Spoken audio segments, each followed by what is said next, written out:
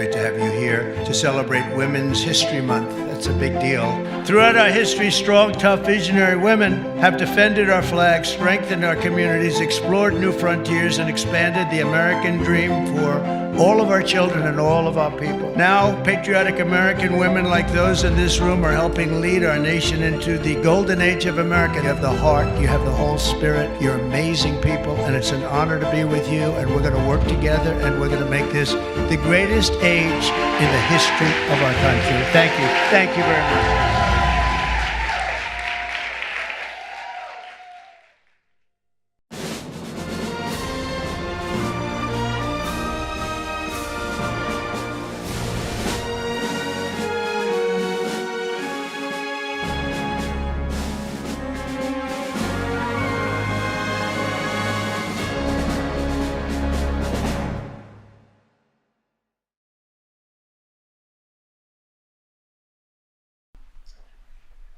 Thank you very much.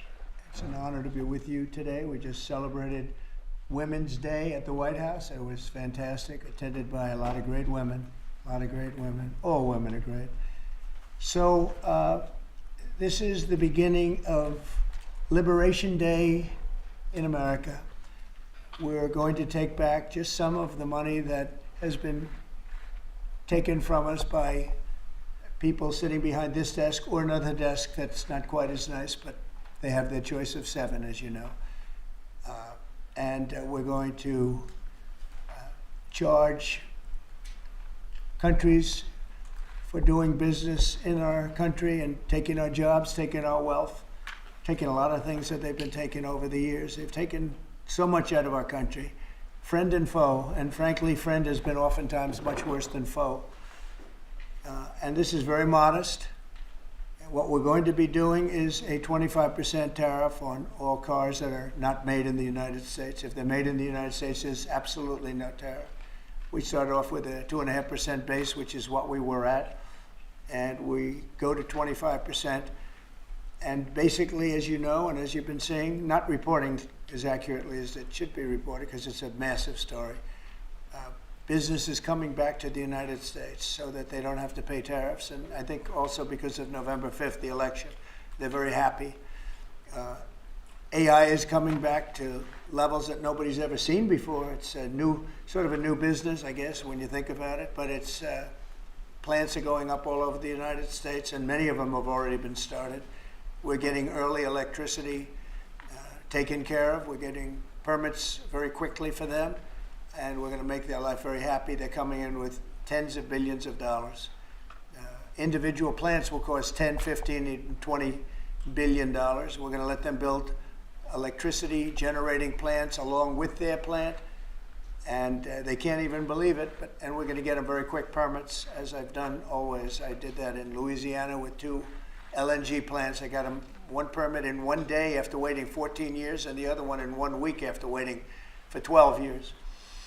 But this is very exciting to me. This is the automobile industry, and this will continue to spur growth like you haven't seen. Before I was elected, we were losing all of our plants. They were being built in Mexico and Canada and other places.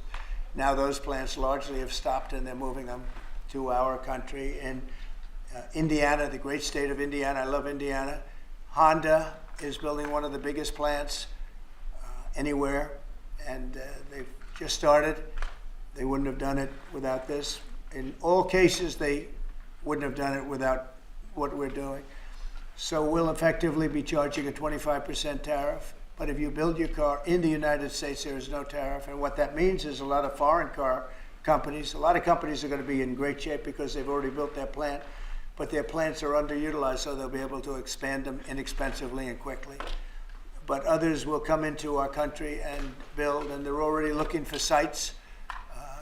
They're looking for mostly sites. They don't want to take the old buildings that are empty and falling down. They want to build new, and there's tremendous action. There is likewise for other companies and countries, like the chip making process. Your chip bill was a disaster done by Biden. All he does is give tremendous amounts of billions of dollars to chip companies that will do nothing with the money. They're not going to use the money here. They're going to just keep it. They have plenty of money. The one thing they have is they have a lot of money. In our case, all we're doing is saying you can't come in unless you build here. And the largest chip company by far is manufacturer from Taiwan is building here, and it'll give us almost 40% of the chip market just with that. They're spending almost $200 billion in the United States to build a plant, and they've almost started.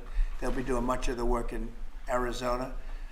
So we have a lot of exciting things, but to me, this is one of the most exciting. Now, outside of one specific day, and that's Liberation Day. That's the real Liberation Day of America, and that's going to be in April 2nd. And I look forward to it. We'll have a little news conference. We'll talk about it.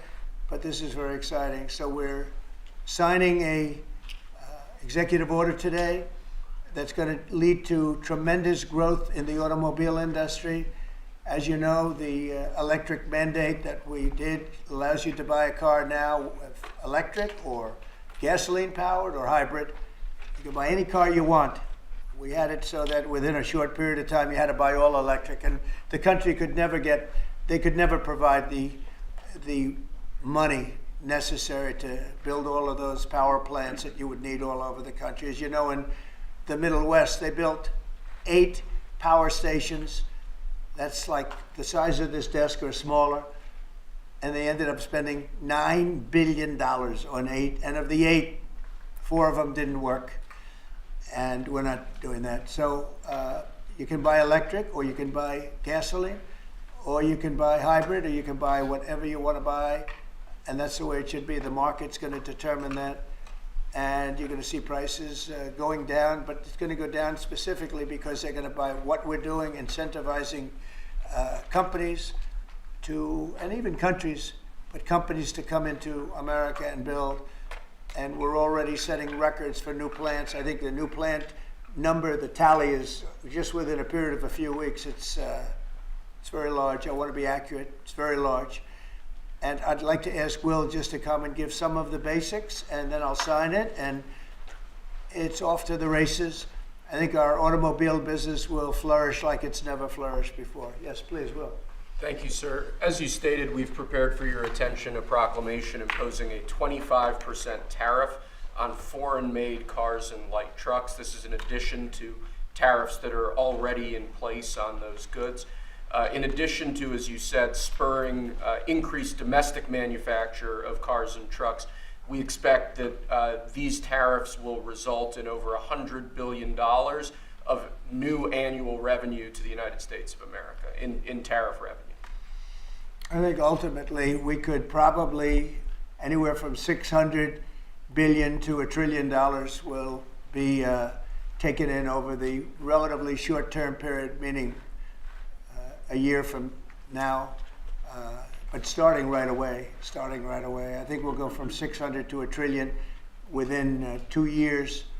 And I think we'll be right from the beginning, we're going to be at a very high number, right from the beginning. And right from the beginning, you're going to have a lot of construction jobs, but you're also going to have a lot of automobile jobs. So this is very exciting, but it's also exciting because of what's happening with other aspects. We're going to be doing tariffs on pharmaceuticals in order to bring our pharmaceutical industry back. We don't make anything here in terms of drugs, medical drugs, different types of drugs that you need, medicines. It's in other countries, largely made in China, a lot of it made in Ireland. Ireland was very smart. We love Ireland. But we're going to have that. We're going to have lumber. We're going to free up some of our land. And you'll be able to meet a lot of other standards like fire cuts. If Los Angeles had fire cuts, which they didn't have, that's a gap of half a football field between areas. You wouldn't have had the fires. They would have been contained. But you have fire cuts. And by the way, you sell that wood for a lot of money, a lot of profit is made from that. But we're going to be doing lumber. We're freeing up our land so that so that we don't have to use outside sources of lumber. Energy, we're doing fantastically well at. You know, the energy prices have been coming down rapidly as we increase supply, and we've already done that. We have Chris and Doug are doing a fantastic job on that. That's Department of Energy and Department of Interior. And they're working together hand in hand because Interior has the land and Energy has the ability to do the drilling and do what they have to do. Our coal areas are going to be opened up for clean, beautiful coal. Germany's opening up mini coal plants now. You know, they tried the wind and it didn't work. They almost went out of business. They almost went bankrupt. They tried wind, which is a disaster because it's too expensive and it doesn't look good, kills all the birds, a lot of problems. But Germany is now building a lot of coal plants. China is building one a week, think of that. And they're using coal, which is very powerful. Coal is a very powerful energy. And we're opening up our coal mines again, and we're going to do, I call it beautiful, clean coal. The technology is so good now that coal can give you tremendous power at the same time. It can be very clean. But we're also obviously doing oil and gas and various other things. You can do pretty much whatever you want. We don't like the wind because we think it ruins the landscapes, the plains, ruins them. And it's got a lot of problems. It's also by far the most expensive energy. It looks horrible in the oceans. It's dangerous in the oceans in terms of navigation. And if you look at what's happening with whales, you know, in one area, they lost 2 whales, like in 20 years, washed ashore. And this year they had 17 wash ashore. So there's something happened out there. There's something driving the whales a little bit loco, but they lost 2 in 20 years. And now they lost 17 in a short period of time. So it's something wrong out there. So this is very exciting. This is going to lead to the construction of a lot of plants, and in this case, auto plants. And you're going to see numbers like you haven't seen, both in terms of employment. It takes a little while. You're going to have great construction numbers initially, and then ultimately you're going to have a lot of people making a lot of cars. And one other thing, we have the Speaker of the House with us, who's doing a fantastic job. And where's Mike? And we're trying to get approved. Mike, thank you very much for being here. We're trying to get approved, if we can. If you borrow money to buy a car, you're allowed to deduct interest payments for purposes of income tax, but only if the car is made in America. So if the car is made in America, you get a loan, you can deduct the interest. That's a big saving. A lot of people in that part of the world, in terms of buying cars, a lot of them don't think in terms of deductions. People that think in terms of deductions are very wealthy people, but people are going to start understanding what a good deduction is all about. So when you get a loan to buy a car, and I think it's going to pay for itself. I don't think there's any cost. I think you're going to have so many cars built, but you're only going to get that deduction of interest if the car is made in the United States of America. So I'm going to sign this, and Mike, I hope you can get that, because I think it's going to be amazing in terms of the number of cars that are going to be made because of it. And I want to thank Howard Lutnick, our fabulous commerce chairman. That's what he is. He's a chairman. He's a very successful guy, a great guy. And we have a big day, Howard, coming up next week. Liberation Day. That's Liberation Day. That's going to be on the 2nd, and that's going to be reciprocal. And I think people will be impressed. We're going to be very fair. We're going to be very nice, actually. We have not been treated nicely by other countries, but we're going to be nice. So I think people will be pleasantly surprised, but it's going to make our country very rich, because we're the piggy bank that everybody steals from, and they've been doing it for many years, for decades, so we're not going to let it happen. So, but we're going to treat people very nicely. We're going to treat other countries very, very nicely, and I think it's going to have a very positive effect on everybody, including those other countries. So I'll sign this, and we will see you again on April the 2nd. In terms of this, it's going to be another round, and it's about making America great again, making it strong and prosperous again. Thank you very much. So Mr. this President, applies on the tariffs, car. can I ask you about Is tariffs, it Mr. President? just On the car tariffs, how do you assure that a car coming into the country is fully built? Could an automaker in Germany say, leave the tires off a car? We're going to have very strong policing, and it's pretty easy to do. If parts are made in America and a car isn't, those parts are not going to be taxed or tariffed. And we'll have very strong policing as far as that's concerned. For the most part, I think it's going to lead cars to be made in one location. You know, right now, a car would be made here, sent to Canada, sent to Mexico, sent all over the place. It's ridiculous. So this is a very simple system. And the beauty of the 25, it's one number. It's not up or down depending on the cost of the car. It's one number. And that number is going to be used to reduce debt greatly in the United States and to build things reduce taxes. I mean, basically, I view it as reducing taxes and also reducing debt. And within a fairly short period of time, I think we're going to have a balance sheet that's going to be outstanding. Yeah. Mr. President, does it affect today or on April 2nd? How do you assure Americans then that this will not cause a long-term increase in prices? Well, look, I think we're going to have a market the likes of which nobody's ever seen before, not in this country. You know, we had the best market ever in my first term. It was the strongest market ever, the best economy ever. And I think I think this blows it away. But this is something that people have wanted to do, presidents have wanted to do for a long time. A lot of them didn't understand it. It wasn't a priority for them. But foreign countries understood it very well. And they've really ripped us off at levels that nobody's seen before. But that's not going to happen. Mr. President, is this for today or on April 2nd, the auto tariffs? Say it? Are these auto tariffs going to affect today or on April 2nd? They go into effect on April 2nd. We're signing today. It goes into effect April 2nd. We start collecting on April 3rd. Mr. President, do you have any more sectoral tariffs that are coming in on April 2nd? What does that mean? Any more tariffs on any other sectors on April 2nd, for example, chips or pharmaceuticals? Not then, but we will be putting a tariff on lumber.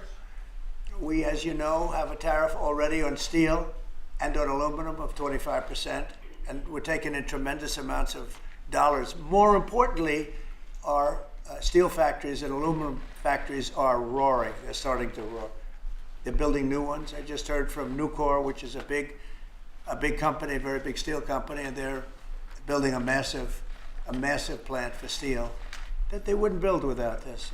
So you're going to see things that are going to be actually amazing. And I think you already have. You know, we've had some news conferences where I can't have enough. They want to do news conferences where they announce they're going to spend 20, 30, 40 billion dollars. But Apple, as an example, is spending $500 billion. Okay. So on the signal chat, Senator Roger Wicker. Hold on one second. Yes. Mr. Go ahead. President, reciprocal tariffs next week, will those be immediately effective April 2nd on all countries, or will you focus on the worst offenders? No, we're going to make it all countries, and we're going to make it very lenient. I think people are going to be very surprised. It'll be, in many cases, less than the tariff that they've been charging us for decades. So I think people are going to be very, very surprised. Why is on that? these auto tariffs? I think they'll be pleasantly surprised. I don't know. I think we're trying to keep it somewhat conservative. And on these auto tariffs, we saw obviously the NASDAQ 100 go down 2% at close, S&P 500 down 1%. What are you Is that concerned today? about the reaction? Today? Yes, sir. I didn't say that.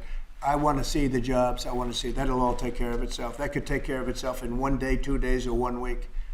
Are there any So- conditions under which you'd remove these auto tariffs, sir, or is this permanent for the rest of your term in office? Oh, this is permanent. Yeah, 100%. Yeah. On the auto tariffs, so Your did traditional Elon market Musk cap. advise you at all on these auto tariffs? No, because he may have a conflict, so we don't talk. I've never talked to him. Elon's amazing. He's never asked me for a favor in business whatsoever. I'm actually a little surprised by it. I might do it, I might not do it. I do what's right, and he'd want me to do what's right. No, he's a patriot. He has never, you know, these are big deals we're talking about. This is probably nothing like this. And I've never had Elon come and say, would you do me a favor with the mandate or the electric mandate or anything. He's never asked me for anything. Sir, also, what's your response to Republican lawmakers who have said today that your administration should take more accountability and not downplay what's happened with Signal that we've seen in these messages today? What Well, I is your don't know about response? downplaying. The press upplays it. I think it's all a witch hunt. That's all. I think it's a witch hunt. I wasn't involved with it. I wasn't there, but I can tell you the result is unbelievable because the Houthis are looking to do something. They want to know, how do we stop? How do we stop? Can we have peace? The Houthis want peace because they're getting the hell knocked out of them. And It's you been read very, both. very strong. The Houthis are dying for peace. They don't want this. And they're bad. Look, they were knocking ships out of the ocean. You know, we had in the Suez Canal, they only have about 20% of the ships going through. They have to go through a different way, which takes weeks of travel. And that really affects commerce. But the Houthis have been hit hard and they want to negotiate peace. But I don't think Sir, they Do you Thank still you, believe sir. there was nothing Messages, classified sir. that was shared? say Do it. you still believe nothing classified was shared? Well, that's what I've heard. I don't know. I'm not sure. You'll have to ask the various people involved. I really don't know. But Senator I can only Roger tell you Wicker- this. You don't want to talk about it. The Houthis have been horrible to the world. What they've done, killed a lot of people, and knocked down a lot of ships and planes and anything else. It's not just the ships. And they have been hit. They have been hit harder than they've ever been hit, and they want us to stop so badly. And they've got to stop. They've got to say no mas. But I can only say that the attacks, it's attacks every day, every night. It's not just the one. You're talking about one. The attacks have been very successful, even beyond our wildest expectations. We've hit them very hard, very successfully. And we're going to do it for a long time. We're going to keep it going for a long time. Senate Republicans Union. have asked, said that they have formally asked the administration for an Inspector General report on the signal issue. Will you agree to that? It doesn't bother me. I don't know. I want to find if there's any mistake or if a signal doesn't work. It could be that signal is not very good. It's a company. Maybe it's not very good. I think we'd rather know about it now. There was no harm done because the attack was unbelievably successful that night, and it has been unbelievably successful every single night for the last 4 or 5 nights. So, And Mr. President, the European Union and that's the thing that you should be talking about. Yeah. This is something that should have been done by sleepy Joe Biden, but he was asleep at the wheel other than when it came to stealing money, of course. Joe Biden should have done this attack on Yemen, which is basically a certain group within Yemen, the Houthis, and this should have been done by Joe Biden, and it wasn't. And that's caused this world a lot of damage and a lot of So, Mr. problems. President, Mike says that he's responsible. But he's also overseeing the investigation to find out what went wrong. Maybe Who's responsible? Mike Waltz says that he's responsible. Well, Do you think yeah, that's Mike true? Waltz, I guess he said he claimed responsibility, I would imagine. Had So should nothing he to do with anyone else. It was Mike, I guess. I don't know. I was told it was Mike. But again, the attacks were unbelievably successful, and that's ultimately what you should be talking about, I think. Sir, So Mike he took responsibility for it. So Should asking he how, consider his have you position over asked, this, Mr. Say it. Should Secretary Hegseth consider his position over the signal? Hegseth is doing a great job. He had nothing to do with this. And he, have you asked Mike? Hegseth, how do you bring Hegseth into it? He had nothing to do with it. He Look, texted- it's all a witch hunt. Here we are talking about some of the greatest business deals ever made. The greatest companies in the world are moving into the United States, and you want to ask about whether or not Signal works. I don't know that Signal works. I think Signal could be defective, to be honest with you. And I think that's what we have to, because you use Signal, and we use Signal, and everybody uses Signal, but it could be a defective platform, and we're going to have to find that out. Mr. President, have you been briefed about soldiers in Say Lithuania? it. Have you been briefed about the soldiers in Lithuania who are missing? No, I haven't. Mr. U.S. President, have you President. spoken, sir, with the big 3 automakers about these tariffs? What was their reaction? I have.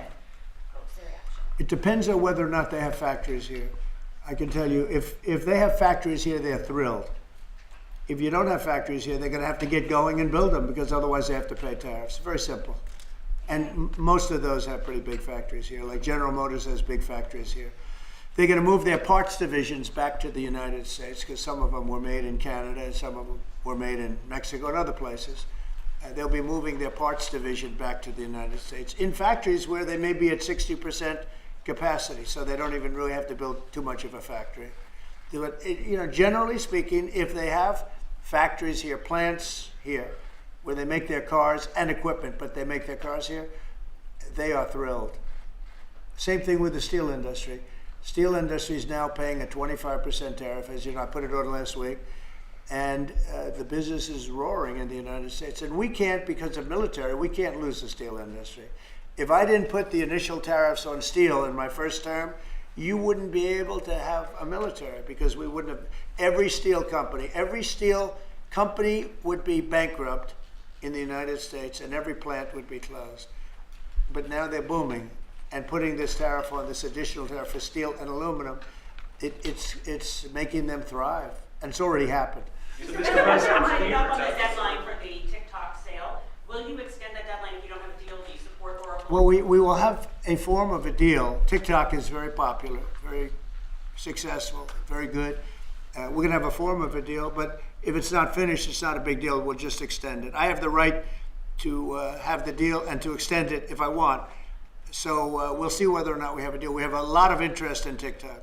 Is there a way for a U.S. company to operate it and ByteDance to still have a share of the algorithm? without Well, being there are numerous ways you can buy TikTok, and we will find the one that's best for the country, for our country. I'm worried about our country more than anything else with respect to TikTok. And China is going to have to play a role in that, possibly, in the form of an approval, maybe. And I think they'll do that. Maybe I'll give them a little reduction in tariffs or something to get it done, you know, because every point in tariff is worth more money than TikTok, if you think. Every point, tariff is a much bigger world, and TikTok is big, but every point in tariffs is worth more than TikTok. So in order to get China to do, maybe I'd give them a reduction in tariffs as an example. Sounds like something I'd do. So, Mr. Tariffs President, are going to be good for Tesla, sir? Good for who? Tesla, which makes its as far as the Well, he is a fantastic Tesla. Will tariffs be good? I think they may, it could be a net neutral or they may be good. He has a big plant in Texas. He has a big plant in California. And anybody that has plants in the United States, it's going to be good for, in my opinion. Mr. President, the you European said you Union want to has ruled return against. education control to the states. How would you handle it if a state like California were to put in place education policies? You know, I haven't seen a disagree? mask in so long. You're wearing a mask. So nice of you. I haven't seen anybody wearing a mask in a long time. It's good. You feel more comfortable, right? Yes. Good. That's good. Education- So go ahead.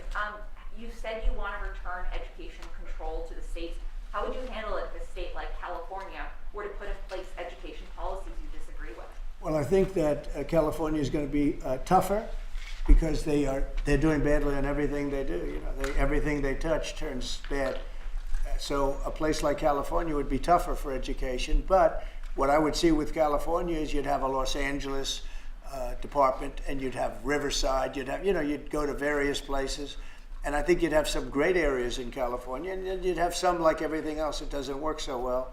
But ultimately, I think it would be very successful. I think in New York, as an example, you'd go to Long Island, Westchester, you may have Nassau County, Queens County. You break it up in certain ways, so they'd have maybe 5 departments. You know, because of the size, they'd have 5 departments instead of 1.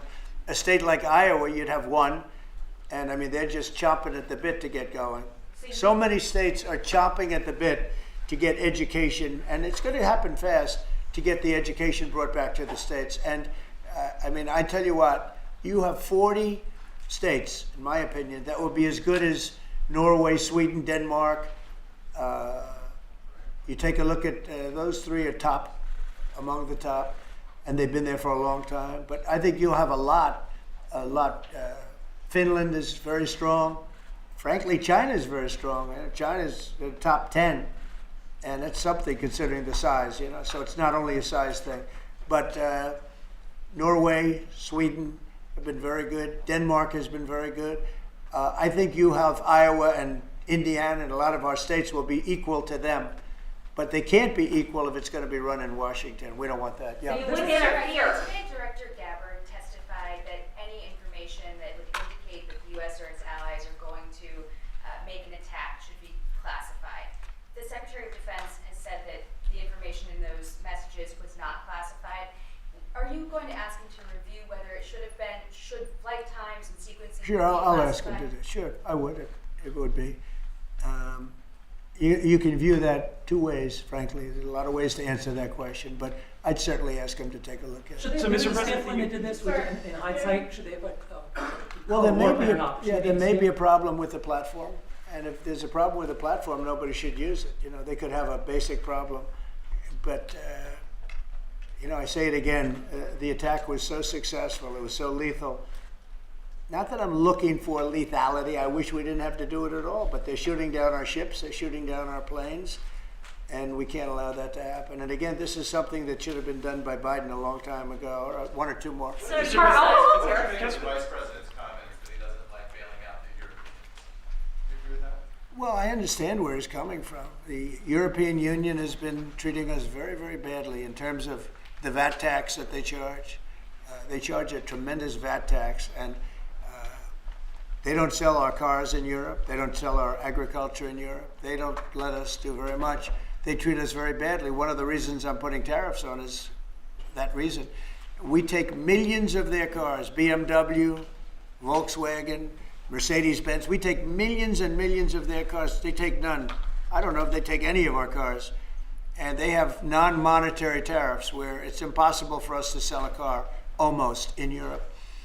And so I understand what he's saying. Same thing with NATO. When I got involved, these mostly European countries, as you know, we had 28 at the time, and only 7 were paid.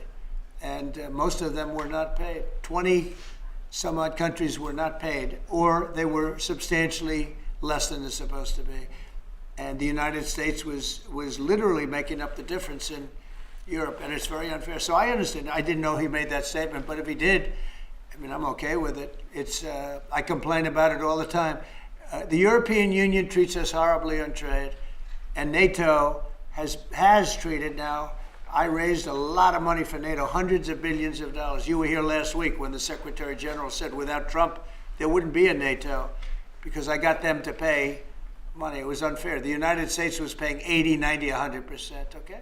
You said you're going to be more lenient than reciprocal next week? I think there'll be, I think if I did to them what they did to us, I think a lot of people would be very unhappy. Yeah, I think it'll be much more lenient. I'm going to be much more lenient with regard to the tariffs that you'll see on April 2nd.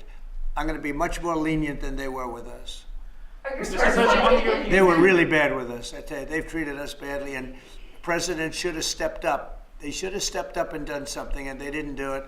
And hence we have $36 trillion in debt. Mr. President, you've criticized Jeffrey Goldberg. Have you asked your national security advisor how he had his phone number in his phone? We have asked a lot of questions, and we're going to try finding all those things out. No, I just know Goldberg is a sleazebag. You know, his magazine's terrible. He's just a guy that I never had a lot of respect for. Mr. President, digital market how far are you prepared to go on Greenland? You said this morning that the United States needs Greenland. We need Greenland for national security and international security. So I think we'll go as far as we have to go. We need Greenland. And the world needs us to have Greenland, including Denmark. Denmark has to have us have Greenland. And you know, we'll see what happens, but if we don't have Greenland, we can't have great international security. If you look at the ships outside of Greenland, China, Russia, places that we have to be there. If we're not there, we can't have national or international security. So I view it from a security standpoint, we have to be there. What's the reason the Vice President decided to join his wife instead of sending her? She was going to go solo to the dog sled race, and now he's going along on Friday. Who's going The into Vice President. But Usha was going to go to Greenland on her own. I don't know. I'm not sure. I think you may have JD going, actually. Yeah. I don't know if they've split that up, but Usha's great. But I understand JD might be going. So the European Union has voted or decided against Apple and Google during the Digital Markets Act, and they're the first U.S. companies they targeted with that. An Apple executive told me they believe that's politically motivated because of the tariffs. The European Union is suing a lot of our companies, like Apple, and they have a $17 billion judgment. And they're suing Google, they're suing Facebook, they're suing a lot of other companies. And they use that money just like a tariff. They go before judges that are very pro-European Union, to put it mildly. I have that same thing here, but I don't think the people are going to stand for it. Are they using it as leverage? No, they're just taking advantage of American companies, and we're not going to let them do it anymore. Okay? Thank you very much, everybody. Thank you, everyone. Thank you, Brian. Ladies and gentlemen, the President of the United States.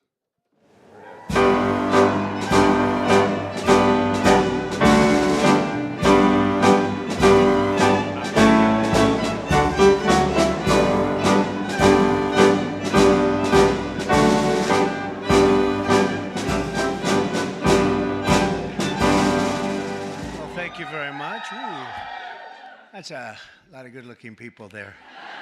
This is great. It's a great honor to be with you, and I want to thank everyone and welcome you to the most spectacular place, the White House. It's just an amazing place to to live and to work in. And, you know, I've seen a lot of good places, but believe me, there's nothing like this. It's just very special. And it's great to have you here to celebrate Women's History Month. That's a big deal. And today we honor the legacy of incredible women like Betsy Ross, Harriet Tubman, Susan B. Anthony, Clara Barton, and Amelia Earhart, all legends. And their extraordinary courage and patriotism and devotion propelled our nation to glory and to greatness. They are great women, many great women. And thank you for the vote. You were very nice to me. The women, we set every record. We loved it. We loved that vote. But we're delighted to be joined by some of the pioneering women who are making history in our own time. A woman that's just absolutely incredible. I can't tell you enough about her. She ran my campaign. We kept winning. And then we did well, where she won Florida by record numbers. And I said, you know, the second time I said, well, just keep running Florida. And the big one was stolen from us, you know. So I said, we better get her for number 3. And we won in records. We won every swing state. We won by millions of votes, the popular vote. We won everything. We won the districts, 2,750 to 507 or something like that. And we just won so big. And her name is Susie Wiles. And she, where are you, Susie? And she was just named by one of the very prominent media groups. I won't mention it because I cannot stand the people, but she was just named as, and it's true, the most powerful woman in the world. Susie, that is crazy, huh? That's a big, her father was a great, Pat Summerall, a great announcer, really great football player and announcer for the NFL for like 27 years. He really got the NFL. He did pretty well with the NFL. He got him off to a very good start, didn't he? But he was great. But she's got those same traits. So thank you very much, Susie. Great job. Also, we're going to go to somebody that's really the rage right now. She's the youngest ever White House press secretary, Caroline Leavitt. Caroline, look at you, huh? They said, sir, she's just too young. And I said, I don't know about that. She did awfully good because she did it during the campaign and she was awfully good. And she's been amazing. She just did another one just a little while ago. She looked at Susie and looked at me. I don't know. I think I'm ready, sir. How old are you? 27, right? 27. And I said, you're not too young. And she's knocking them dead. Everyone's talking about you. Thank you very much. Great job. And we have somebody else who's like a rocket ship, the counselor to the president. She served me well. I'm going to miss her, but we'll see a lot of her anyway. I hope it's on a friendly basis because I've got to be very concerned because she's going to be the new U.S. Attorney for the District of New Jersey. Alina, where's Alina Habba? Alina Habba. Thanks, Alina. She's going to be great. I'll tell you, she's going to be great. She's a great lawyer. And lives in New Jersey. And I said, that sounds like a good combination. Everybody wanted that job. They were all looking for the job. And I said, wait a minute, doesn't Alina live in New Jersey? Yeah, I think Alina's going to get that job. So congratulations, Alina. It's fantastic.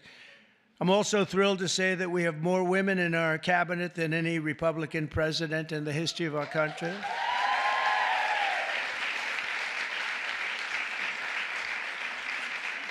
And joining us today is a woman I've known a long time. You talk about strong women. This is a strong woman. Remember, they were saying, he doesn't like strong women.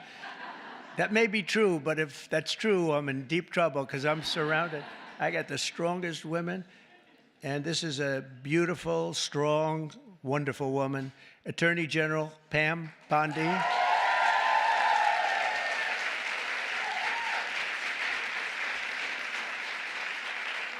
But yesterday, you know, she was talking about these guys that like burning down cars and plants and everything else. And I was watching her on television. She said, I'm going to get you, we're going to find you, and you're going to suffer. And I say, man, I don't want her after me. And you know, it's amazing. The attacks have gone down very, very precipitously. It's Pam is fantastic. Thank you very much, Pam. Really amazing. Along with a woman who was given a very hard and difficult problem, the cost of eggs. This was the problem. The cost of eggs. Eggs were through the roof. If you got to see the Biden chart, it's like a rocket ship, and Trump is like this way. But I gave Brooke the Secretary of Agriculture, and I didn't know it. I didn't know it. She studied that in college. I didn't know that. I was going to give it to her anyway. It didn't matter that she studied, but it sort of helped, right? But she came in and she lowered the cost of eggs by almost 50% in 3 weeks. Right? Someday you're going to tell us that secret. I want to find out. But the chart looks great. It's Biden like this, and then we're like this. But we also, by the way, we lowered energy costs really like tremendously. Energy's way down. Cost of gasoline's way down. The cost of groceries, a word that I used a lot on the campaign. It's like an old-fashioned word, but it's a beautiful word, very descriptive word. And the groceries are coming down, Brooke, at a level that we're finally getting costs under control in our country, and people don't like talking about it because it's so good, it's so positive. I haven't seen one story on eggs plummeting by 50%, but someday they'll get around to writing it. Secretary of Education, she's trying to put herself out of a job. Linda, she's trying to put herself out of a job. She's moving education back to the States, and she's doing it at a rapid rate, and she's an amazing woman. I've known her also for a long time. She's been amazing. No matter where she's been successful, including with her husband building a tremendous empire. And Linda McMahon is very special. Thank you, Linda. Thank you.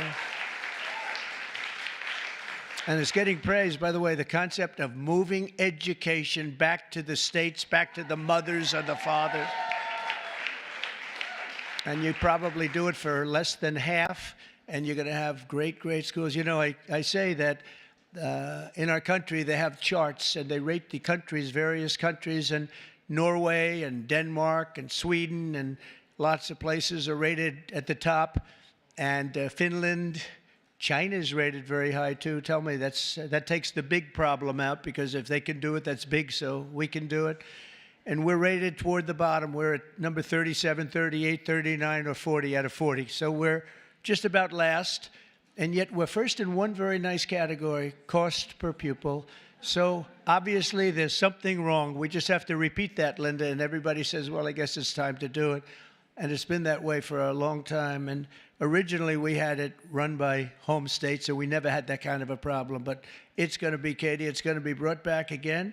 And Linda's going to do it. And I just say, you know, she said, you basically want me to get out of government, don't you? I said, that's right. Do your job and get out. But I promise I'll have something else for you, okay? I promise I'll have something even better for you, all right? But you're doing a job, and we appreciate it. Also, a special man. He's got a tremendous majority. It's so easy, a majority of about one. I think he's the only man could do the job because everybody loves him. Everybody respects him. He's really smart. He's so nice. People say, is he smart? I said, you have no idea. He's actually, you know, he's really nice because he's smart. He knows it's the only way you can live with it. Where is Mike? Mike. It's the only way you can do it. He's the nicest guy. But in actuality, he's not a nice person. He's ruthless. You haven't seen this guy when he gets angry. I'll ruin your image overnight. He is a phenomenal guy. Our great speaker, Mike Johnson. Thank you very much. I don't know. Is that good or bad for you? I'm not so sure. It's okay. He said whatever the heck you want to say is okay. First female Republican Attorney General of Iowa and an early supporter of Trump. And where's Brenna Bird? Brenna, thank you very much. She's so popular in Iowa. She came out so early, and I appreciate it very much. That's great. Alaska Lieutenant Governor Nancy Dahlstrom. Nancy, thank you, Nancy. Thank you very much. You have a great governor, too, by the way, Nancy. He's also tall. He's seriously tall. I mean, the guy's like 7'2". He is a tall guy, but he's a great governor. And I have a son who's tall like him. And Barron is very tall. They're all tall, but Barron's seriously tall, right?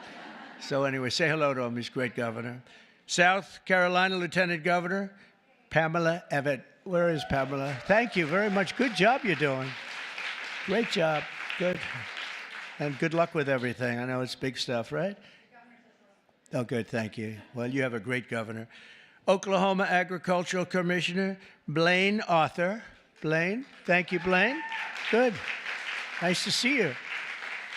And so many other incredible women. I'm going to make so many enemies because I'm looking here. I know every one of them, and I'm supposed to say their names. Maybe we'll get to it. I don't know. It's a long list.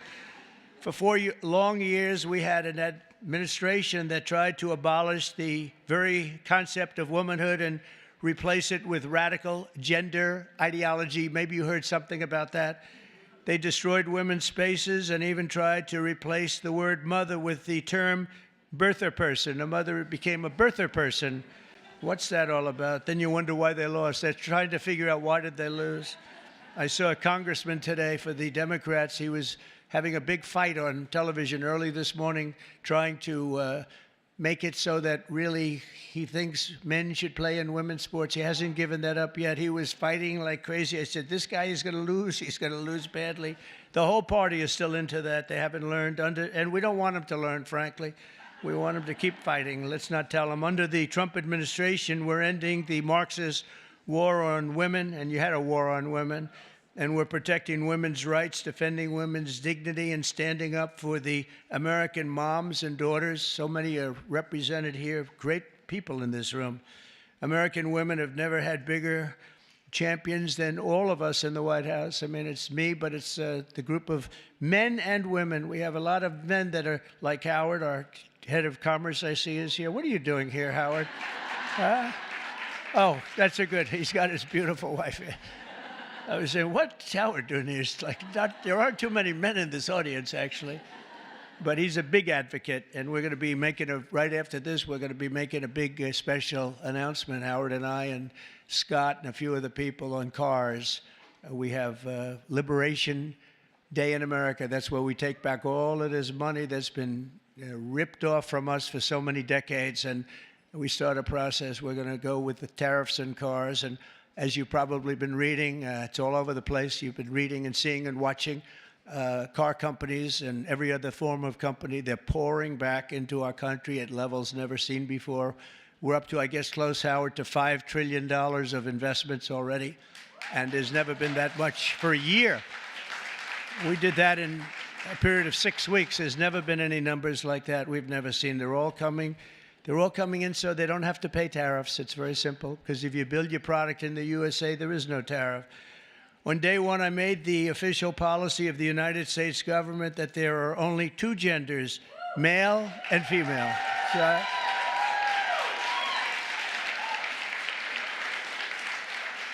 is there anybody, seriously, is there anybody that disagrees with that in this room? I was thinking maybe somebody from the press might raise their hand. I don't think so. There aren't too many people. You know, it's amazing. It's got to be like a 98% issue, right? So what are they doing, Marjorie? What are they doing? They're fighting for a 2% issue. That's good. Let them keep doing it.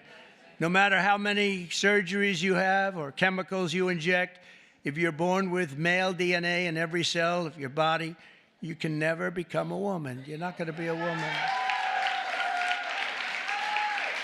And that's why last month I proudly signed a historic executive order to ban men from competing in women's sports, and it was very popular and very popular. We had a track meet, and it was so disparaging to great women athletes. I've known so many great women athletes. I gave Annika Sorenstam the Medal of Freedom here not so long ago, and these are unbelievable athletes, but it's so ridiculous. They had a track meet. And you heard me talking about long-distance track meet. The man won by 5 hours and 14 minutes and 12 seconds. And I said, this is not good. And you want to see worse? Take a look at the weightlifting records. Take a look at the boxing. Take a look at this. The whole thing is ridiculous. And frankly, it's demeaning to women. And you are superior to men, in my opinion. What do I know? You are. Huh? I see you. No, they are superior. I've known it all my life, and I'm not happy about it. I'm not happy. I also banned puberty blockers. Can you believe I'm even saying this? And the sexual mutilation of minor youth. Now, who would think, let's go back 10 or 15 years. If you ever heard a statement like that, you'd say, what the hell is he even talking about, right, Brooke? What is he talking about? Puberty blockers.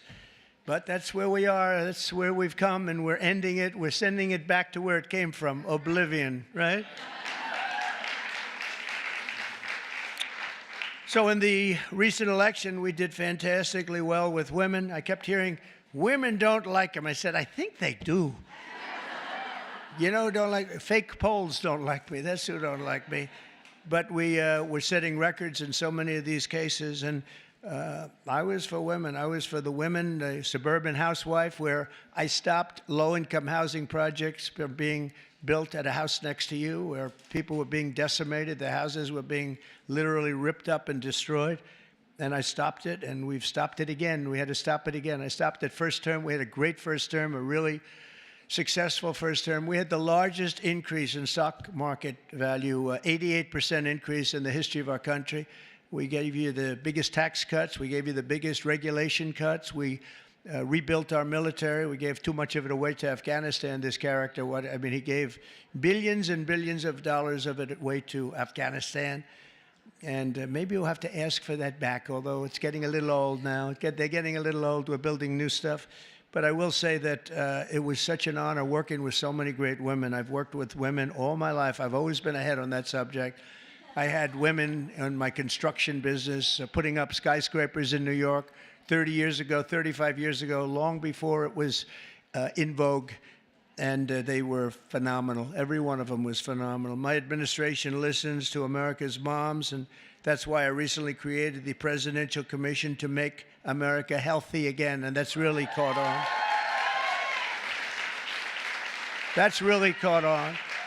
And Bobby Kennedy, by the way, is doing a great job. I think it's going to go down as another great choice. And we just don't want to treat the chronic disease crisis. We want to prevent our children from getting sick in the first place. And there are so many things that we are doing wrong. Something happened. If you go back 20 years, autism, think of it, 1 in 20,000 children. Think of that. 1, autism. You see it all over. 1 in 20,000 children. Now it's 1 in 36 children. Now, what the hell is that all about? There's something out there, and we got to find it. But can you imagine 1 in 20,000, and now it's 1 in 36, not 36,000, 1 in 36 children. And I see it all the time. And so there's something out there, and we're going to find it. We're doing something really wrong, and it might be very simple to even correct, but we're looking very hard, and Bobby's looking very hard, and we're going to figure it out. And to further support our nation's mothers, I've signed an executive order to expand access to fertility treatments like IVF. That's Katie. Katie. Where's Katie? Katie called your great senator from Alabama. She called, and she was like in a little bit of angst, right? She said, sir, we just had a ruling from an Alabama judge who said you couldn't have the clinics IVF. And I was in my plane, and she said, it's terrible, it's terrible. Friends of mine are virtually attacking me, and said, because they're not really, people don't talk about it necessarily, why should they? But Katie called me up. She did such a great job, and she said, sir, you have to get on this right away. It's terrible. They're going to close up all the clinics. They ordered all the clinics closed. And I said, so Katie, give me a quick definition, please. Educate me in a minute or less. And she did. And I came out totally in favor of what all of these women wanted. And it became our issue. We actually took it away, Mike, from the Democrats. They were late to the party. And it was really, I give you a lot of credit. So thank you very much. Thank you, Katie. Great job. And I also signed an executive order to begin abolishing the Department of Education, as we said, but also to go back to go back and do things with our school children that just hasn't been done in many, many years. But the basic is reading, writing, and arithmetic, and we want to make sure that they teach English, okay? But I think we're not going to have a problem, and you're going to see things happen, I think, on the education front like nobody can believe. It's very exciting. Very exciting. And so many of the states like Iowa and Idaho and Indiana, by the way, unrelated, but Indiana, they just signed Honda, one of the biggest auto plants in the world, is going, Honda, big, big company, would have never come here except for, let's say the election. I like to say the election result, but let's give tariffs a little, well, without the election result, you wouldn't have the tariffs, right? So I guess it's all about the election, Marjorie. But one of the biggest anywhere in the world, they're building in Indiana, big, big plant, and we have many of them going up. Many plants in other countries have stopped. They've stopped construction. One of them, right in the middle of construction, they just signed a contract. They're going to build it here instead. So you're going to see that at record. Just remember I told you so in 12 months from now. But on day one, we're ending the inflation nightmare that Joe Biden created and caused, but just by his spending, two things, his spending, but I think more important, he destroyed our energy policy. And energy started going up, gasoline, any form of energy went through the roof. And then what he did to get it down a little bit, he went back to the Trump policy. Everything, let them drill, let them. They were very, very concerned. And it was too late because that jackrabbit had gotten out of the nest. And it was too late. They really screwed us up in so many ways. How about allowing millions and millions of people to come into our country, open borders, people from all over the world, not South America, but all over the world. They came in from Africa, from Asia, from all over the world, from prisons. The prisons were emptied into our country. I call them prisons and jails, prison being a slightly tougher term, but the prisons and jails were emptied into our country. The mental institutions and insane asylum, same thing. Insane asylum is mental institution on steroids, right? I used to say Dr. Hannibal Lecter, the great Dr. Hannibal Lecter is in a hotel room near you. And the fake news back there, a lot of fake news here, by the way. Fake news would say, why does he keep mentioning Hannibal Lecter? I said, you know why? Because we just won an election. We got a lot of votes because of Hannibal Lecter. We don't want to have Hannibal Lecter in our country. So we watched what was happening to destroy our country. And a woman, by the way, the head of Homeland, Christie is doing a great job. Kristi Noem. She's doing a great job. She's getting them out. And Tom Homan. But Tom Homan and Kristi Noem, they're doing an unbelievable job. She's tough. She might be tougher than Tom. Is that pretty tough, right? I say Tom is central casting, but he says, I think she might be tougher than me. So we needed that because she's dealing with a rough group of people. Millions and millions of people. 21 million people came in, but of that, at least 3 million are serious, serious criminals. Many of them are murderers, 11,088. And of that number, about half have murdered more than one person. This is not going to end well. So we're getting them out in record numbers, and we're having a lot of problems with the courts because the courts want to pretend they're president. And they're not president. They didn't get 80 million votes, and they're not. They can't do that to this country. That's not their job. But we're getting them out in record numbers, and it's going to save a lot of lives. We got some really bad people in this country, but you see the ones we're taking out. Trendy Aragua, the toughest of all gangs, MS-13. And we're getting them out. So in just 2 months, core inflation has dropped to its lowest pace in 4 years. We've got it going down. The groceries I told you about, and energy of all kinds, gasoline, that's fallen below now $3. For $3 for the first time in years since I was there, it's fallen below $3. We're going to get it down quite a bit lower. That's going to bring prices still further down, and people are going to be able to buy their groceries again, and so important. And again, I want to just congratulate you, Brooke. What a job you've done over there with the eggs. I was in office for 1 week, and I got this one article was so bad that Donald Trump has caused a massive egg problem. And I said, this is, and they showed it, it's like, terrible. But it was during his term that it went up, right? And, but they were hammering me. They thought they had us until I put you in that position. And I don't know what the hell magic wand you use. And now they don't talk about it anymore. It's terrible. Well, we'll talk. We have to talk about it, If they don't talk about it, we talk about it, right, Brooke? But what a job you've done. Now we need Congress to pass the largest tax cuts in American history, and Mike is going to get that.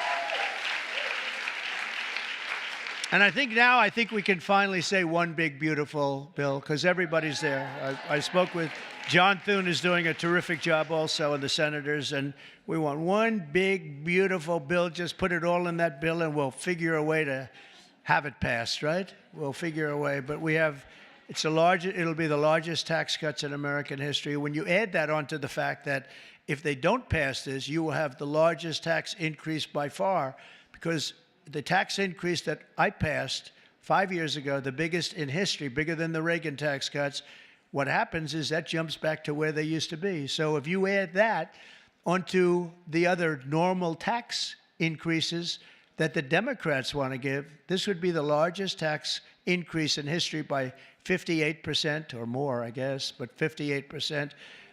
And I don't know how anybody can vote for a Democrat, but I know one thing, that I believe the Democrats are going to be forced to help vote for this bill. And then we have the very important continuation of debt.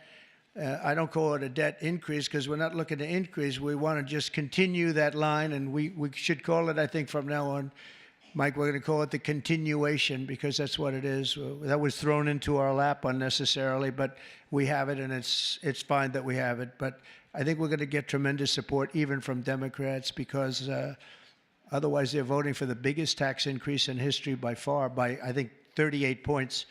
And I don't think they're going to want to do that. So, Mike, I hear you're doing great on it. And we're going to have tremendous goodies in the bag for women, too. The women, between the fertilization and all of the other things that we're talking about, it's going to be great. We're joined today, fertilization. I'm still very proud of it. I don't care. I'll be known as the fertilization president, and that's okay. That's not bad. That's not bad. I've been called much worse. Actually, I like it, right? I like it. Thank you. We're joined today by many of the women members of the House and Senate who make up so much and make this all happen. And I especially want to recognize the leaders of the brand new Republican Women's Caucus, Senator Katie Britt. Again, Katie, thank you. Thank you, Katie. Great job you do. And Representative Kat Kamek, who just announced a new baby girl. That's great. I also want to say driving force behind the effort to create a women's history museum, with working very much with some of the women in this room. I'm not sure if it's been discussed specifically, but to create a women's museum on the National Mall. And we have a great site. I'm very good at real estate, you know. We have a great site. And Nicole Maliotakis is here someplace. Where's Nicole? And she is really working hard on this one. This is a passion for you, and you're working. It's a big, beautiful. She said it's going to be a big, beautiful museum. Well, it has to be. If it's for women, it better be big and beautiful, or we're in trouble, right? But we're working on that. Also here, I just have this list, and they're incredible people, so I have to do it. Otherwise, I'll be run out of town. I don't have the courage not to do it. Senator Marsha Blackburn. Marsha, thank you very much. So incredible. Unbelievable talent. Senator Joni Ernst. Joni Ernst. Where's Joni? Hi, Joni. I owe you a call. I'll call you. Okay? Deb Fisher just won a great race, Nebraska. Thank you, Deb. Great race, Deb. Senator Cindy Hyde-Smith. Oh, we love Cindy Hyde. Thank you, Cindy Hyde. She said, sir, could you do a rally for me? I said, yeah, I'll do a rally for you. I get there. Sir, could you do 2 more for me? I did. We did 3, and we blew him out, right? It was an Obama sycophant. We blew him out of the water, right, Cindy Hyde? So thank you. And Senator Ashley Moody. Congratulations. Where is Ashley? Congratulations, Ashley. Also, Representative, and this one is tough. She's tough. Lisa McLean. She's tough and good. She's a good one. She's a real leader. Thank you. Great job, Lisa. Representative Stephanie Bice. Thank you very much. Thank you. Where's Stephanie? Thank you very much, darling. Sherry Biggs. Hi, Sherry. Good. Lauren Bobert. Great people. Monica De La Cruz. Monica De La Cruz. Hi, Monica. Good job. Julie Fedorchak. Hi, Julie. Great. Nice to see you. A person that is more experienced than anybody, and she's still a young woman, very young, Virginia Fox. Virginia. What a good woman, right, Mike? A quiet woman, but she, underneath that quiet facade, she's a tiger. Marjorie Taylor Greene. Highly respected woman, I tell you. Thanks, Marjorie. Great woman. Diana Harshbarger.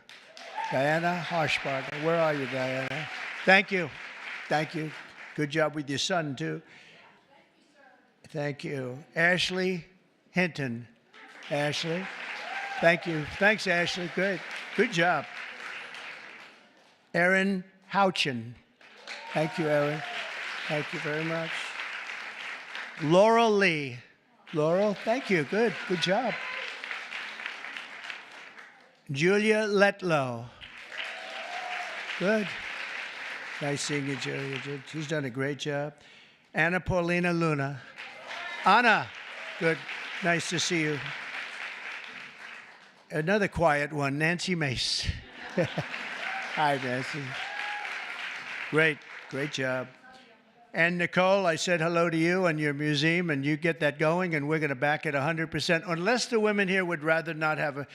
Is anybody not in favor of a women's museum in this room, please? It's okay. I could see some, maybe they want to save a couple of bucks, right? No takers. Okay, you're all set. You have it then, I guess.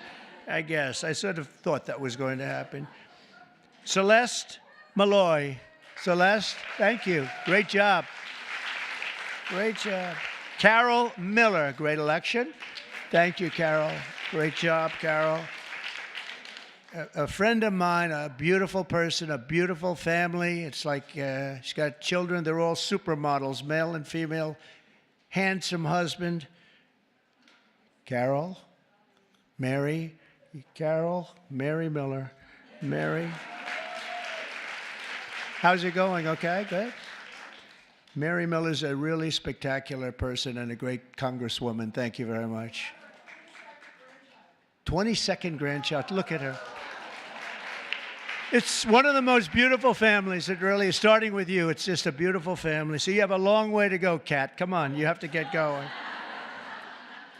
Marionette Miller Meeks. Great election you had. Great election. Great job. Oh, Maria Salazar. Where is Maria? She is strong. She's a tough one, but they love her. We all love her. Thank you. Another one who's really good. I got to know her very well, along with Mike. We were having some talks, and she really knows what she's talking about. She was right 100%. Victoria Spartz. Thank you, Victoria. Thank you very much. And Beth Van Dyne, who's fabulous. Hi, Beth. Thank you. Thank you very much. It's such a great group of people. And there's others in there. I'm going to get killed. I know. You're for me and I'm for you. That's true. Can you imagine there are others? I'm seeing and looking at others. I'm going to be in trouble. That's the problem. When you do that, you leave a couple of them out. They never speak to you again. They never. Now we need Congress to pass the largest tax cuts, and we are going to get that done. And we're joined today by so many people that are just so great. And we are going to have a little bit of a celebration after this is finished in one of the outer rooms. They have some stuff for the women. Much better. We did this for men. And, you know, it's very unexciting having a day for men. I stood up here. It was like I reduced the speech from 10 pages to about 2 paragraphs. It was boring. It was boring as hell, to tell you the truth. Throughout our history, strong, tough, visionary women have defended our flag, strengthened our communities, explored new frontiers, and expanded the American dream for all of our children and all of our people. Now, patriotic American women like those in this room are helping lead our nation into the golden age of America. And that's what we're calling it. This is the golden age of America. We want to do things that nobody thought were possible. You know, had I done it the more traditional way, which I actually did, but we won't talk about that. But had it been the, 4 + 4 as opposed to floor 4, let's see how bad they do, and then we get another 4 at numbers too big to rig, we call it. We have to go out too big to rig. They tried, but it was too big to rig. Had we done it that way, it wouldn't have been nearly as important or nearly as historic. It's much more historic. It's a much more important presidency. And frankly, because of how bad they were, we're able to do things that we could have never done if it were traditional. I don't think, Marjorie, we would have ever been able to have done the things we are doing now. You see what we're doing with the colleges, and they're all bending and saying, sir, thank you very much. We appreciate it. And they are, nobody can believe it, including law firms that have been so horrible, law firms that nobody would believe, and they're just saying, where do I sign? Where do I sign? Nobody can believe it, and there's more coming. But we really are in the golden age of America, and I think you're going to see it more and more as we go along. Together, we're beginning our country's greatest era, and we're building a future that will be stronger, safer, healthier, and happier than ever before. And you're really going to be the leaders. I think you're going to be the dominant leaders, and you have a lot of them in this room politically, but just the fact that you're here and the fact that you're with us is so important. There's nothing like strong, beautiful, wonderful women. You have the heart, you have the whole spirit. You're amazing people, and it's an honor to be with you, and we're going to work together, and we're going to make this the greatest age in the history of our country. Thank you. Thank you, Mary. Thank you. Thank you very much, everybody.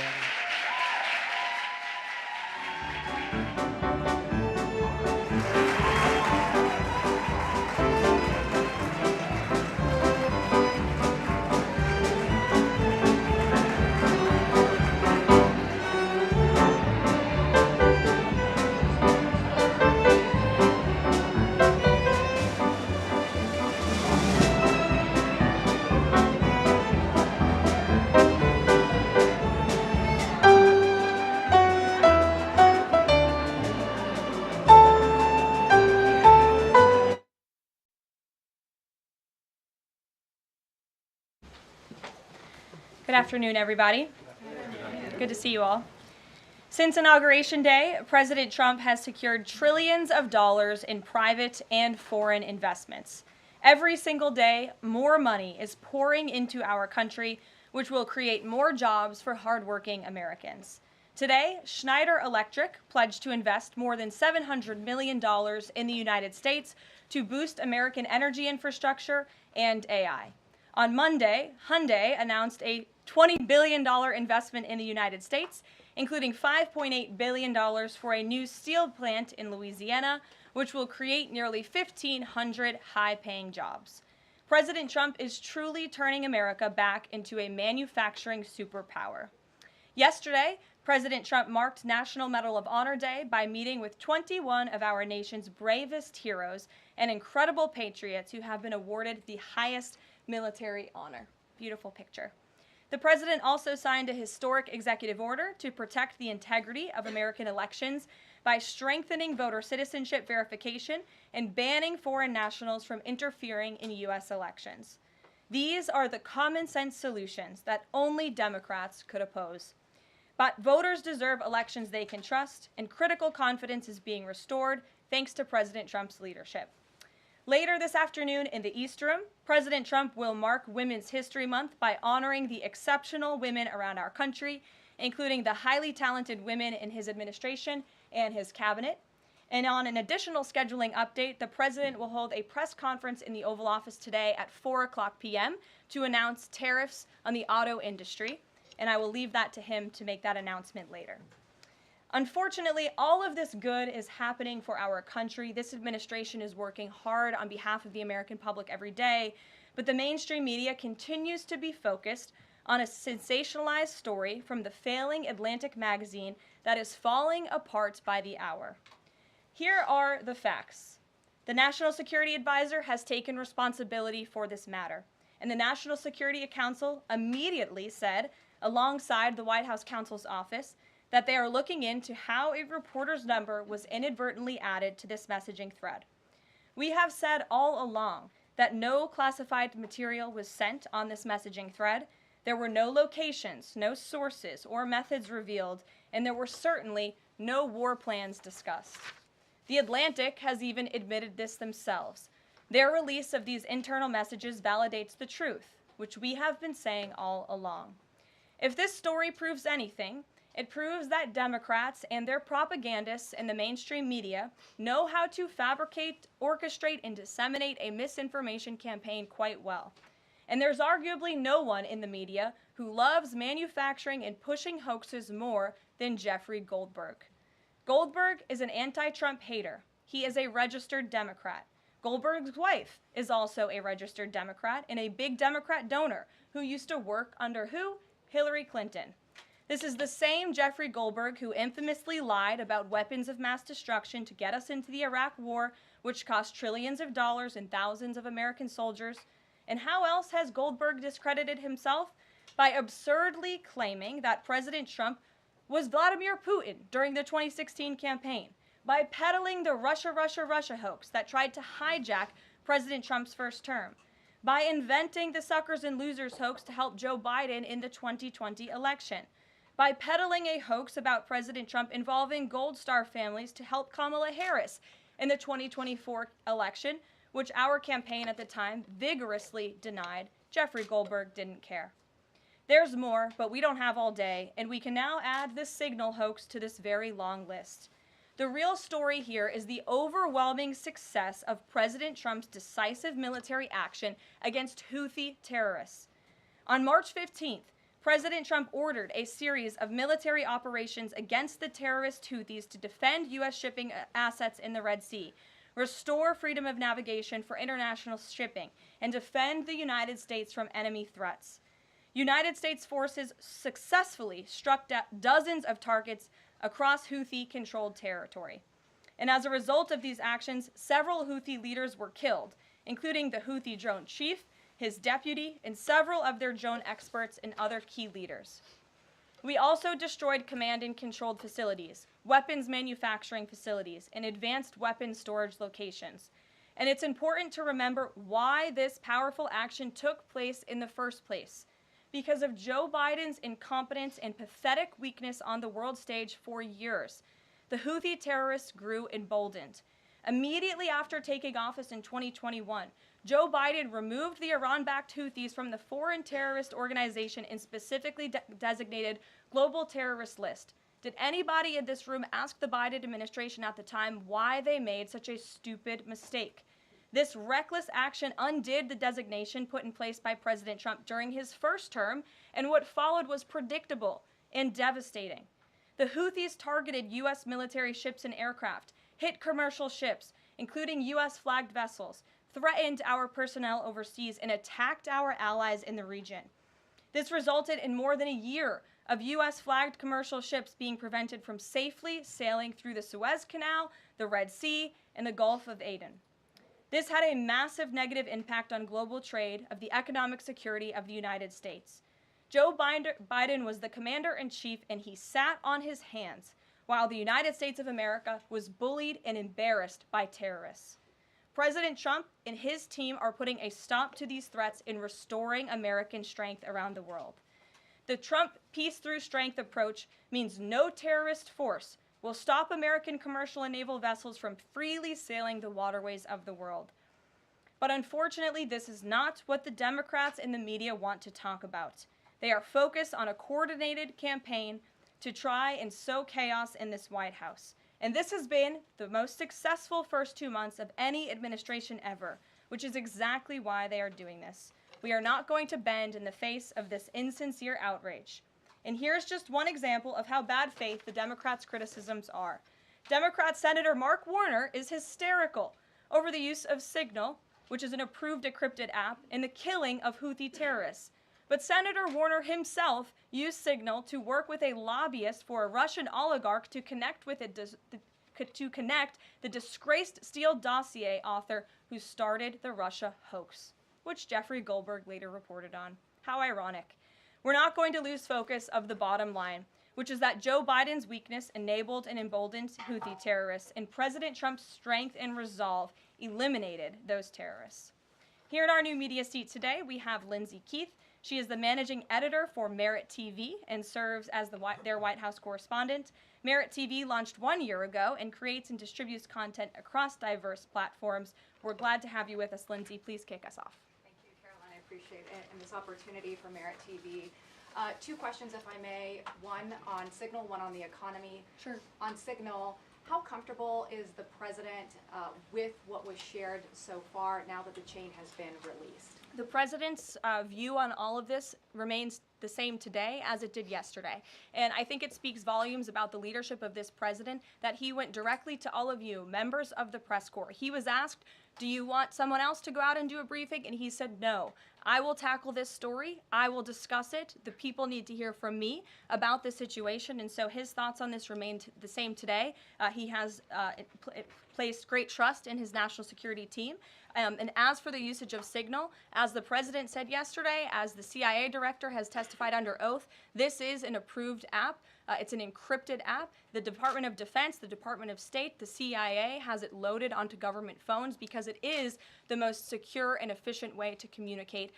As for, again, the original situation in this messaging thread, the National Security Council, the White House counsel's office continues to look in to how this mistake, which the National Security Advisor has owned, occurred, and the president has ensured they are doing that. On the economy, consumer confidence hit a 4-year low this month. Can you help explain to the American people how tariffs will help them in the long run? Yeah, absolutely, and I'm grateful for the question. The American public will hear later this afternoon from the president directly on the topic of tariffs. And as you all know, April 2nd day, President Trump has proudly dubbed it Liberation Day for our country. What he means by that is it will be a day where the United States of America will no longer be ripped off by nations around this world. It will be a day where Americans finally see free and fair trade practices restored. We are no longer going to allow our allies, our competitors, and our adversaries to take advantage of American workers. And if you think about your hometown in the state that you grew up, Main Street looks a lot different today than it did many years ago. And President Trump wants to restore America as a manufacturing superpower around the globe. He wants products to be made right here in our great country with great hardworking American hands that will ultimately result in higher wages and more money in the pockets of the American people. And he's also, in addition to tariffs, also determined to pass tax cuts later this year, as he did successfully in his first term, to put even more money back into the pockets of hardworking Americans. Peter. Caroline, if I can ask you very quickly about the information we've seen, just to set the predicate to all this. Has the president been briefed and physically seen he's seen all the details of the chat as printed by the Atlantic? I just spoke to the president about it, yes. Okay. Then let me ask you, if I can, very quickly. In the chat, Pete Hegseth, the defense secretary, details F-18s, Tomahawks, so some of the weapons that were used. He details the timing involved for this, all of which occurred 31 minutes before, as he says, F-18s would launch. The DoD manual details classified information as significant military plans, saying that is secret, that's classified. So what about, there are no methods, there are no sources, but that's not what determines what's classified. So what is it about what Pete Hegseth wrote that makes you say this is not classified? Well, it's not just me saying that, Peter. It's the Secretary of Defense himself who is saying this as well. And he put out a very strong statement earlier today listing all of the things that were not included in that message that he sent to the group. And again, this message, there was no classified information transmitted. There were no war plans discussed. Why did the Atlantic downgrade their allegation about war plans to attack plans? They're now playing word games because they know this was sensationalist spin from a reporter who is well known for doing this. We have said all along no war plans were discussed, no classified material was sent. You have the Secretary of Defense saying that. You have the Director of the CIA, the Director of National Intelligence, the FBI Director, all testifying to that under oath, and they should be trusted with that. To be clear, Americans can make the decision for themselves, but whether Sure. You said it's not war plans.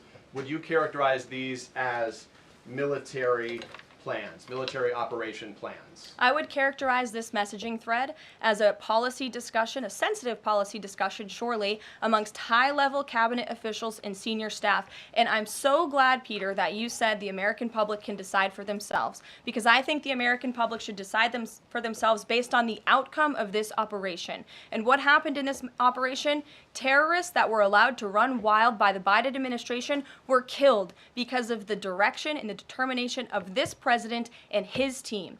And this message also shows, this messaging thread also proved that President Trump has an incredibly dynamic team who is working incredibly hard, flying all over the world to secure world peace and to fix up the foreign policy crises that the previous administration left for this team to inherit. So to be clear, we all in this room and around the country would agree that we're glad no American service members were harmed, and we're glad that the mission was a success. We'll stipulate that. But the president said that Pete Hegseth said none of this was classified. So given the president has seen it now, and given the president understands that significant military plans are deemed classified as secret, how does the president view none of this, which details times and weapons and more, as being not classified? I've already been asked and answered this question. The president's thoughts on this remain the same today as they were yesterday, On what basis, as I'm well as the Secretary of Defense. This question has been asked and answered. There was no classified material discussed. Jackie. On what basis I was asking? Go ahead, Jackie. Thank you, Caroline.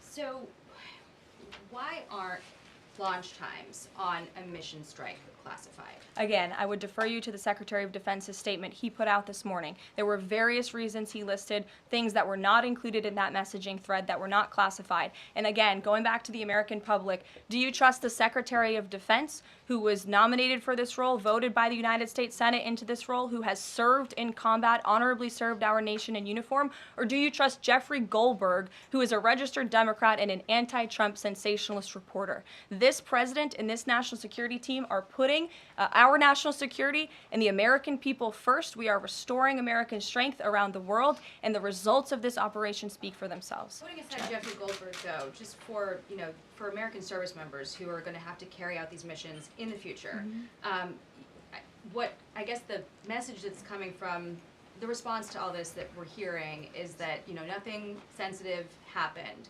And I guess the logical conclusion of that is that if these messages had gone out publicly prior to the launch, that wouldn't have been a risk to service members. I don't know that they're comfortable with that. So can you explain, had these messages been published, would the plans have moved forward? Would the launch have still taken off? What I can tell you is that the president, as the commander-in-chief of our United States Armed Forces, and Secretary Pete Hegseth, who is an incredible man and a warfighter himself, take the lives of our American service members with the utmost responsibility, and they would never do anything intentionally to put their lives at risk. And again, they are working hard on that every single day, and we are protecting our service members while also restoring peace throughout this globe. It's something the previous administration has not done.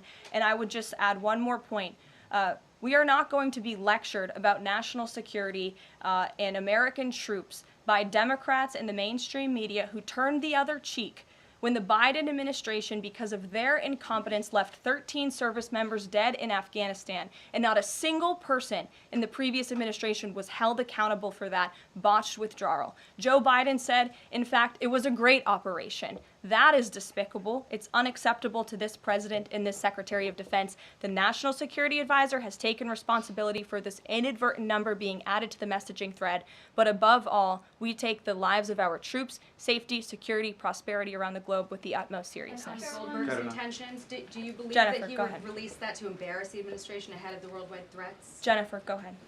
Given what you've said about the president's trust in his national security team, can you say definitively that no one will lose their jobs? No one will lose their job at all because of this signal situation? What I can say definitively is what I just spoke to the president about, and he continues to have confidence in his national security team. One more, can I ask one more, Karen? On the targets in Yemen on March 15th, can you say were 100% of the targets that were planned for March 15th, were they all destroyed? Because that would be an indication if if some of them were moved or they were not all hit, that maybe perhaps some of the enemies were able to get some of the information in that signal? What I can say about the operation is what the Department of Defense has put out there. I would refer to them for any further operational details.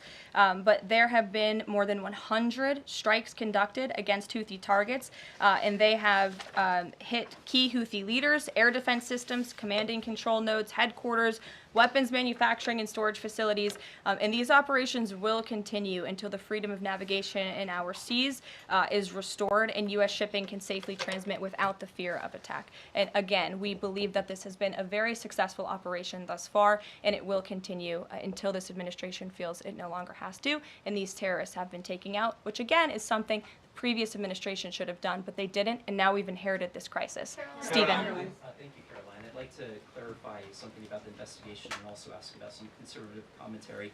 On the investigation, Mike Waltz said last night that he had spoken to Elon Musk about figuring out how Jeffrey Goldberg's number got in his phone. You mentioned the NSC and the White House counsel's office investigating. Can you just clarify who is investigating, who's leading that, and also Dave Portnoy, who endorsed President Trump, said today that he thinks that Mike Waltz should leave. Could you respond to that? Sure. Great respect for Dave Portnoy, but I just answered that previous question from Jennifer. As for your original question about who's looking into the messaging thread, the National Security Council, the White House counsel's office, and also, yes, Elon Musk's team. Elon Musk has offered to put his technical experts on this to figure out how this number was inadvertently added to the chat. Again, to take responsibility and ensure this can never happen again. Caitlin. I have two questions. One on a follow-up on something you just said. But since we have these messages released, and you said that the president has now personally reviewed them, at the chat at one point, Pete Hegseth wrote 1415 strike drones on target, and in all caps he said, "This is when the first bombs will definitely drop." Does the president feel that he was misled by his national security advisors, whoever it was that told him there was no classified information in there, now that he's seen these messages? I've now been asked and answered this question 3 times by the both of you, and I've given you my answer. The president feels the same today as he did yesterday. Okay. Philip. And on my follow-up on what you had just No, said. go ahead, Philip. Caitlin, I'm not taking your follow-up. Philip, go I have ahead. a follow-up on something you just said, though, Caroline. That's Caitlin, regarding I'm not Jeffrey taking Goldberg. your follow-up. Philip, go ahead. I have called on you. The Thank you. Vice President seemed to express some frustration that Europe wasn't doing more to police waterways in their backyard, noting in that signal thread that 40% of European trade goes through the Suez Canal. Does the President share that opinion and frustration? And then going forward, should the Europeans be responsible for policing that waterway? Well, the president was asked this question yesterday by the pool in the cabinet room, and he answered this question. He said yes, he believes that Europe has been, as the vice president put it, freeloading on the backs of American taxpayers and off the backs of the United States of America, and he wants to ensure that Europe pays their fair share. He's always been very honest and upfront about that, and I think the vice president shares those concerns with him as well. And then one more. Sure. You know, enlisted soldiers, sailors, and Marines would face consequences if they shared this type of information inadvertently with a reporter. Can you tell us more why the president is so willing to give Mike Waltz a mulligan here? Again, I have now been asked and answered this same question using different language multiple times. If anybody has another question, there's a lot of different things going on in the world. We have tariffs possibly being implemented later today. The president is going to talk about that at 4 o'clock this afternoon. Sure, go ahead. Okay, thank you for taking my question. I wanted to first and foremost thank the administration for the election integrity executive order, because so many journalists for 4 years were banned from talking about this very subject. So thank you to the administration for that. My question is, yesterday President Trump, when signing the order, said that there is more to come when it comes to election integrity. Would that include same-day voting and hand-counted paper ballots? And why are Democrats so against election integrity measures like obviously proof of citizenship when it comes to voting in a United States election? Well, it's a very good question. You'll have to ask the Democrats why they're against so many common sense things, not just mandating voter ID. Why are they against men and women's sports? Why are they against deporting foreign terrorists from American soil who have been designated a foreign terrorist organization? I'm referring to Tren de Aragua. As for the election integrity executive order that the president signed yesterday, this is in an effort to restore trust in American elections. There were more than 10 steps taken, 10 executive actions taken throughout this this one order. It directs the Department, or the Attorney General rather, in Homeland Security to prevent non-citizens from any involvement in administering elections. There's also another host of actions. We can provide the fact sheet for you, but it's a very strong election integrity executive order, and the President would also like to see Congress do something about this very important issue. Sure, go ahead. Caroline, the Republicans and Democrats alike have been expressing some concern about the frequency with which senior Trump officials have been using the Signal app.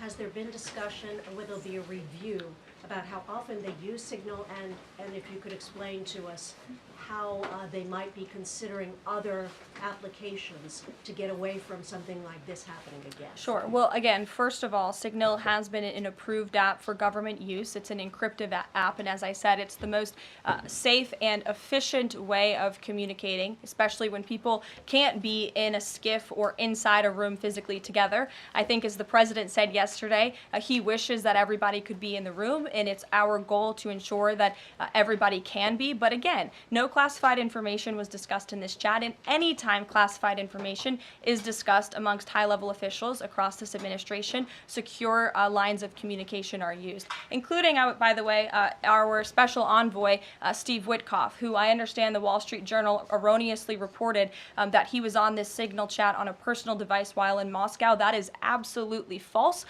Steve Witkoff did not have his personal device, nor did he have his government device with him. He was given a classified, protected server by the United States government, and he was very careful about his communications when he was in Russia. So rest assured to the American public, this administration is taking every precaution when it comes to protecting our national security. And that's why the American people reelected this president, because they know that our national security is in good hands with the President of the United States. Speaking of the Vice President, I understand he's going to be speaking any moment now. I would hate to counter-program the Vice President of the United States. You'll also hear from the President at 3 o'clock. He will be honoring women's history at the Women's History Month celebration. We have a lot of great women across our cabinet who will be in attendance, so we'll see you all there. And then you'll also hear from the President again at 4 o'clock when he talks about tariffs. So plenty of time for more questions. Sorry it's a bit shorter today, guys. We'll see you later. Jeffrey Goldberg's number and Michael Waltz's phone if he's a registered Democrat and anti-Trump reporter.